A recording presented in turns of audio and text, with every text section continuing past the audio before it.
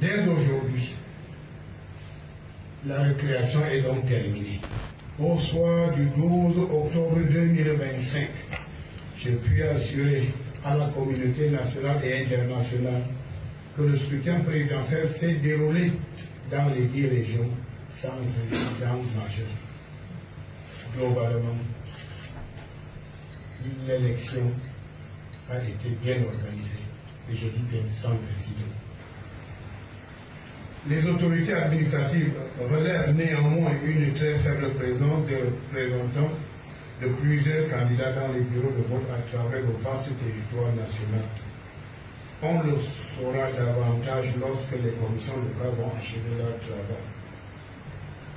Les autorités administratives ont présenté au MINAC des indices concordants faisant état des tentatives par certains candidats de publier les résultats du scrutin présidentiel en utilisant des plateformes et des applications illégales qui ne sont pas prévues par les textes en vigueur.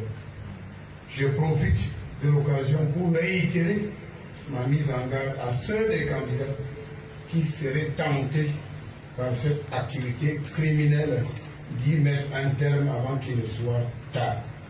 Car c'est la ligne rouge à ne pas franchir. L'administration passera à l'offensive pour mettre un terme à cette imposture qui consiste à fabriquer des faux résultats des élections et les rendre publics à travers des plateformes illégales. Les contrevenants, quel que soit leur statut politique ou rang social, feront face à la rigueur de la loi sans la moindre complaisance. Toute tentative de perturber le processus électoral après la clôture des bureaux de vote sera considérée par le MINAC comme un casus belli et traité comme tel.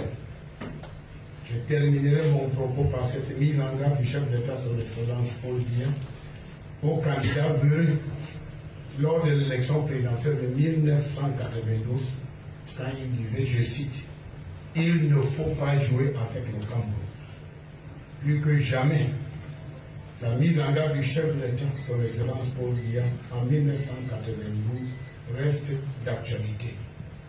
Les contrevenants n'ont qu'à bien se tenir, car force restera à la main.